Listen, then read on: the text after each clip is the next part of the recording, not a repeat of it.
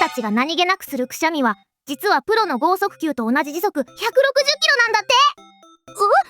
剛速球？口から大谷選手みたいなボールが飛んでるってこと？